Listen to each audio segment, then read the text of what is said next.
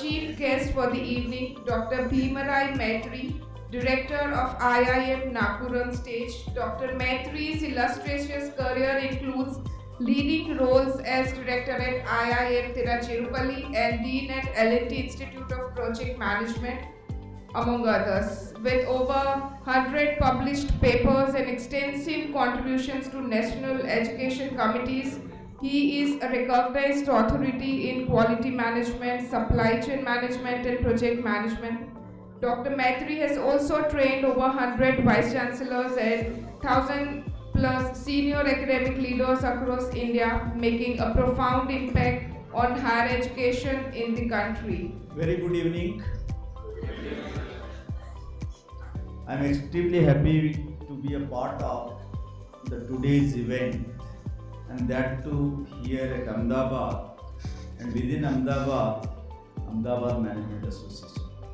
So, and apart from this, the young children, I must say, so today India is the youngest nation in the world, and in future India is going to lead the global leadership, and it is taking the leadership from China. On this occasion, we are addressing a very, very important topic in today's context, and particularly from the foundation, KSMA Knowledge Foundation and Central Star organizing this important seminar. I will just briefly touch upon the few aspects, the historical aspect. If you look at country as a whole, India 1.4 billion population, and last 2 decades, if you see, more than 20 years or even 2.5 decades, average GDP of the country is more than 7. This is the only country in the world maintaining above an average. And if you look at the country's growth, it took 60 years, 1947 to 2007, to reach 1 trillion. But it took only 7 years, 2007 to 14, to reach 2 trillion. It took only 6 years to reach 3 trillion 2020, and it took only 4 years. February 2024, we crossed 4.3 trillion. And 26-27, India is going to be a third largest economy, beating Japan and Germany. Even IMF, they predicted 27-28, but we are going to prove it wrong, and India is going to achieve 1 year ahead of whatever the estimation of IMF. So this clearly indicates the way India is geometrically growing. And if you look at the historically youngest nation have led the world. Japan was youngest in 1965, 80 to 95 Japan ruled the world. And then 85 or so Singapore was the youngest. 95 to 2000 Singapore was ruling the world. 2000 China was the youngest nation, and it is still today China is leading the world.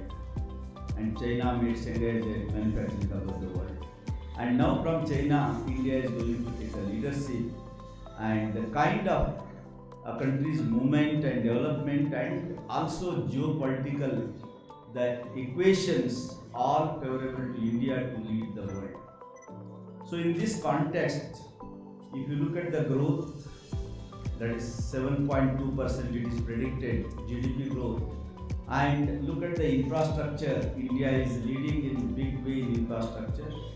Our earlier logistic cost, if you take 1.5 decade, 15 years back, it was 15 to 16% of the GDP was the logistic cost. It has come down to somewhere between 11 to 12% of the GDP. So it speaks a lot about. Probably you might have seen, you need not to wait for FASTag is there. Within 7 seconds you can cross the, all the toll plaza and all. So this is the kind of growth happening, and at the same time, the United Nations Sustainable Development Goals, 17 SDGs, they are now, United Nations announced 2030, our entire world should fulfill 17 SDGs, and in that direction entire world is working. Net zero, carbon footprint, carbon credits, all are part of that, and climate change is another one.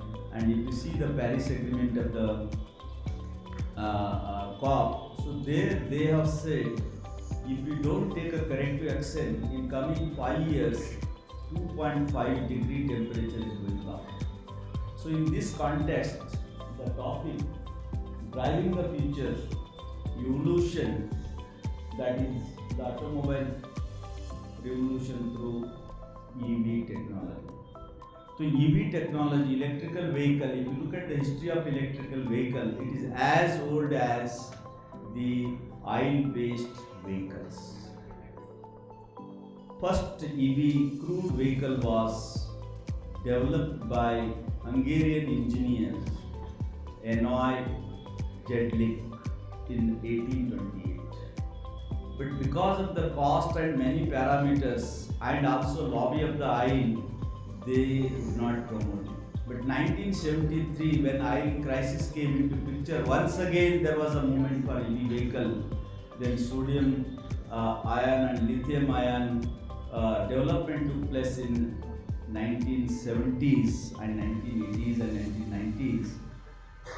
And even then, the climate change and SDGs were not in forefront.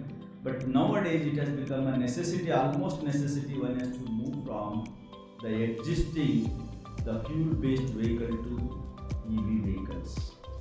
EV vehicles have advantage of basically the carbon emissions to reduce the carbon footprint, as well as it is extremely important to also the many generations also enjoy the natural resources. According to one estimate, 1.75 times of the natural resources have been already covered. It is extremely important to reserve the natural resources for many generations coming forward. So therefore, in this context, EV vehicles are going to play important role. And latest technologies and disruptions, I must say, lithium ion technology, currently it is in big way going and everybody is adopting, but it has its own limitation. One is, you might have heard about in news, catching the fire. That is one. Otherwise, storage capacity, density is good, capacity is good. But sodium, when it comes to sodium ion technology, that is its weight. It is increasing the weight of the vehicle. But in that, currently there are two, three variety of batteries people are thinking about. Plug-in EV vehicle, plug-in hybrid EV vehicle, and only hybrid EV vehicle. So these are the three varieties. But the first one, plug-in, means only charging based. It is the most simple one, easy to operate. The other two, plug-in hybrid, here you can use the combustion, means fuel-based traditional as well as EV. You can switch over depending upon the requirement. It is easy to operate but complex to maintain. And the third one is similar to a plug-in hybrid EV vehicle, but there is no charging required for that. But that is a complex, but that is also simple when it comes to operating. So these are some of the varieties. But in future going, probably people are looking hydrogen fuel cells. That is going to be the future. And water, as of today, water is, the scarcity is there in many places, but at the same time, comparing to others, there are constraints. So this is the way in this particular driving future, and looking at the sustainability goals and looking at the global warming, there is no option other than going for EV vehicles. Of course, there are some content for charging stations, charging network, and Government of India has come out with the EV charging also plans. And as a part of that, 2023 they have more than 6,000 charging stations they have planned, and 2024 it was supposed to be 12,000, and probably they might be achieving that goal. But initially, anything you do something new, the constraint will be there. But going forward, we will overcome the constraint and we will enter into a big way the EV technology. And technology is the only way. Therefore, there is a need for, we should be the first one to capture the technology. We should never be the last one if we want to disrupt others. Otherwise, we will be always get disrupted by the others. So that is where this seminar is extremely important. I am sure the set of panels, those who are experts in the area, they are going to discuss in length and details. I wish a grand success of this seminar, and I am sure young minds will be definitely gain a lot. And this technology is a game changer, and not only for individual, but it is also game changer for the world, for the country. And with this, I wish once again all the best. And only one line I would like to talk about Chima Knowledge Foundation. And if you see the history, life journey of Mr. Chimaji, and the kind of struggle he has reached this stage, that itself is a great inspiration for all of us from here to where. I think he is the best example and best role model for all of us, and his service to the people, and particularly have and have nots, those who haven't, how to bring them into the main fold, how to put them part of the inclusiveness, and that's a great mission. The foundation is working on that, and my best wishes to the foundation.